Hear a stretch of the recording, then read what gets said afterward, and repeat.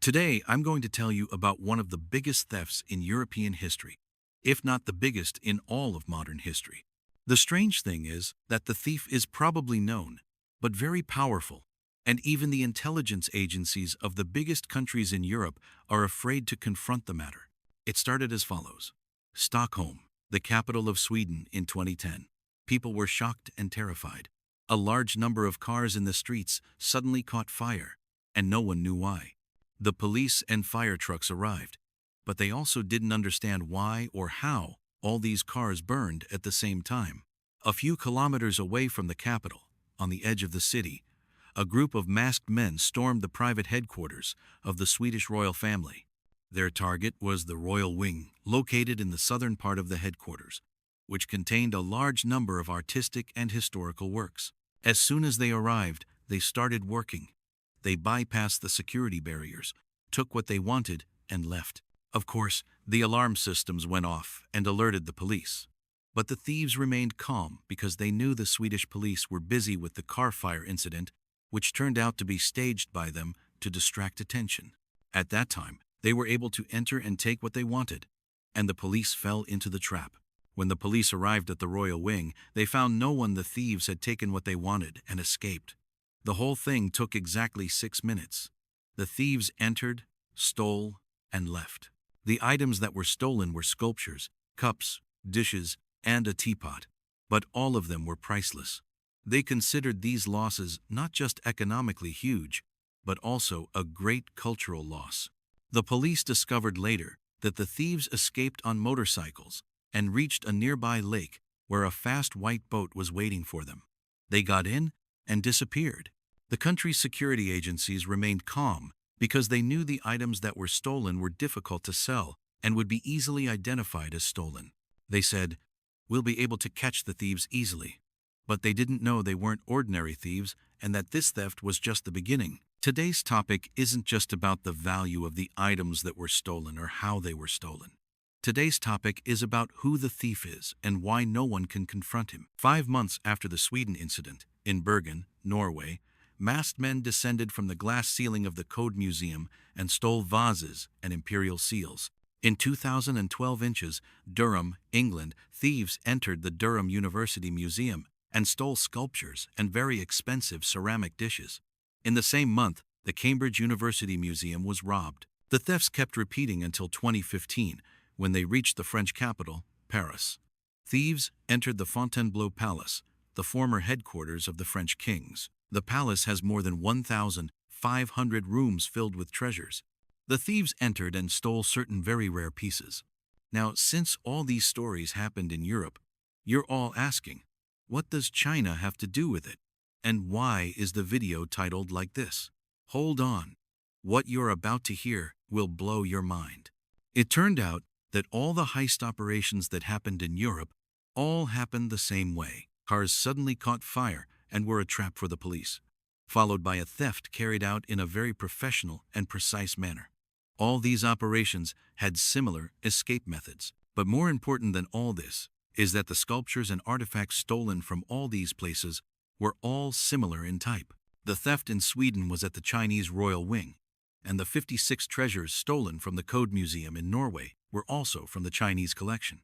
The thieves who entered the Durham University Museum in England, all their theft was from the Oriental Museum at the University for Chinese Artifacts.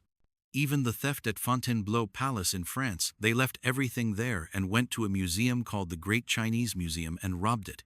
In all the thefts, the thieves' eyes were only on Chinese art, sculptures, and artifacts, as if they had a list of the items they wanted to steal and had studied them well. They knew exactly what they wanted and where each piece was located. They would pass by very expensive items they could have stolen but would leave them because they weren't on the list they wanted. As I told you, at the French palace, they had thousands of artifacts at their fingertips. They passed by all of them and only stole items related to China. Here, the International Police, or Interpol, intervened because it was clear the crimes were international.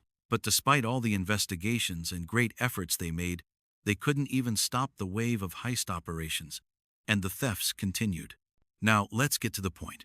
The intelligence and security agencies of the countries that were robbed, it was clear to them, and they were certain that the thieves weren't ordinary and that they were executing clear instructions from a mastermind located outside all of Europe. But who is this mastermind or masterminds? And why are they stealing treasures and artifacts that are impossible to sell legally or even display publicly? This is what actually happened, because most of the items that were stolen, no one saw them again in any other place. This is evidence that the stolen items became part of a private collection for one person or a secret organization hiding them in a specific place. Days passed, and the theft issue died down. The intelligence agencies couldn't do anything because, from the investigations they conducted, things became clearer little by little. They saw signs and indications of the involvement of people from the world's elite in these thefts. To understand the matter correctly and know why, they almost know who the thief is but can't do anything to him. Let's go back a bit, about 160 years ago. At the end of the Second Opium War, specifically in the Beijing area of China, British and French soldiers entered a palace called the Old Summer Palace. This palace was the main imperial headquarters of the Qing dynasty family. The soldiers entered the palace to take revenge for their comrades who were tortured and killed there. When they entered, they didn't hold back. They completely destroyed the palace, which was one of the architectural wonders of the world, and looted large numbers of Chinese artistic and historical treasures, sculptures, vases, jewelry, cups, plates, and even rare dogs of breeds that didn't exist anywhere else in the world at that time except in China. After they took everything in the palace, they burned it down. Now, most of the items that were stolen reached different areas in Europe and became part of the collections of antique collectors and royal families. Queen Victoria of Britain received as a gift the first pet dog of the Pekingese breed, which was the first time anyone had seen it in all of Europe. Little by little, these Chinese treasures and sculptures reached different museums in Europe, which included the Chinese Royal Wing in Sweden, the Code Museum in Norway, and Fontainebleau Palace in Paris. China is considered the country that suffered most from the loss of heritage, sculptures, and ancient treasures.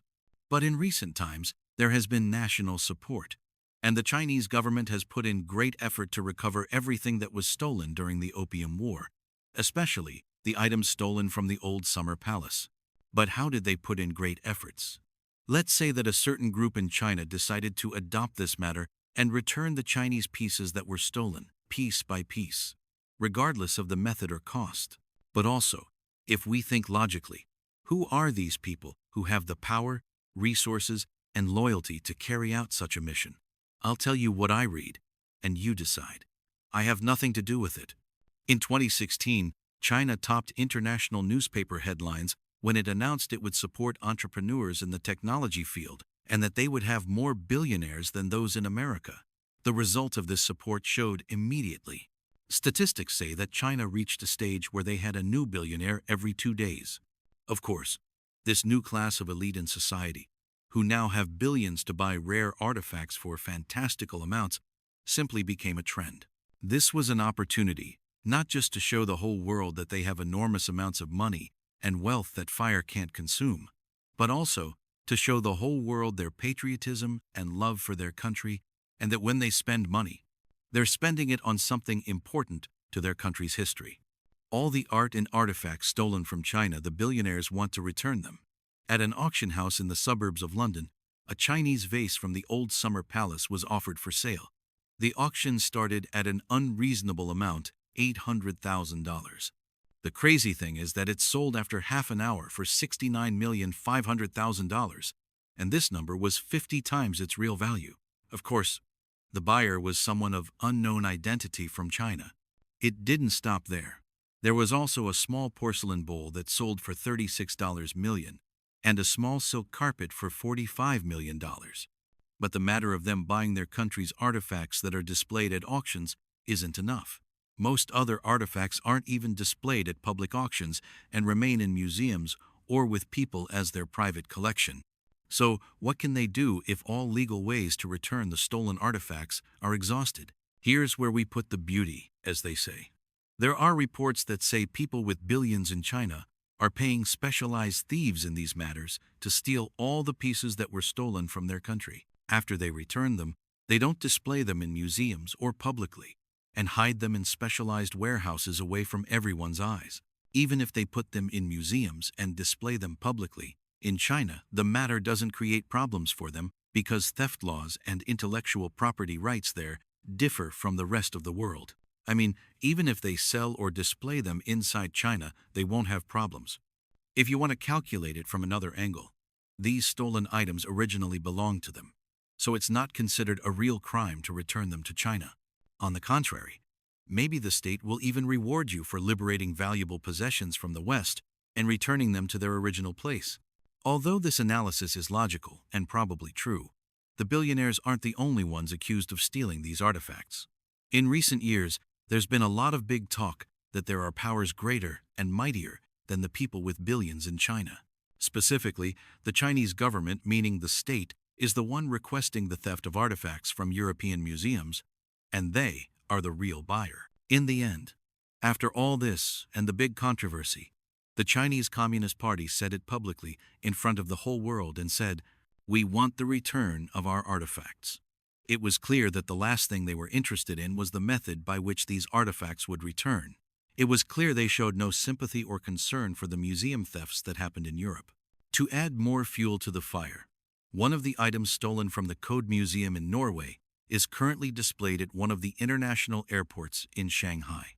The Norwegian police tried to follow up on the matter, but the authorities at a level higher than the police in Norway, according to them, didn't want to offend China with accusations or create international problems with them, so they closed the matter. Now, so you know, if the Chinese government is involved in something like this, their involvement would be through the Poly Group, the company managed by the Chinese government, which started as units of the Chinese People's Liberation Army but developed a lot and reached the stage of being responsible for the missile and security weapon system.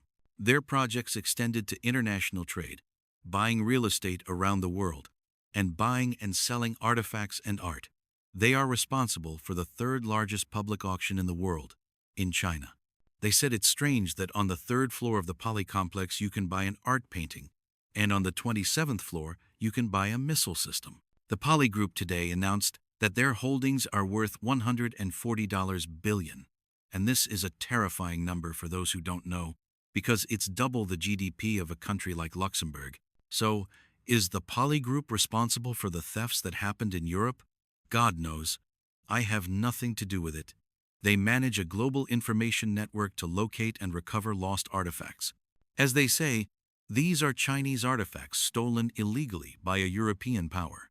The Poly Group hasn't revealed much information about their artifact recovery program, and they've been asked many times to clarify their methodology and how they'll recover the artifacts, but they've never clarified. However, they publicly denied any involvement in the European Museum thefts and said, "We deny any accusation that we're the ones who did it. It's nonsense." They said there's no evidence confirming that a big power is standing behind these thieves. They defended themselves by saying not all the items stolen from Paris were Chinese. They said there was a Thai piece among the stolen items. Why didn't you accuse Thailand of the matter?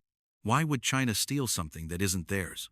In the end, let me tell you that the heist operations that happened are very mysterious, and until now, in front of the whole world, there's no real accused person they could prove the accusation against. The question is, in your opinion, how could all these heist operations happen in areas advanced in terms of technology and security, and they can't identify who did it? Or do you think they know who it is but have reasons not to talk about the matter? They're afraid of them, and the items that were stolen originally aren't theirs? Write to us in the comments, and I'll see you in a new video.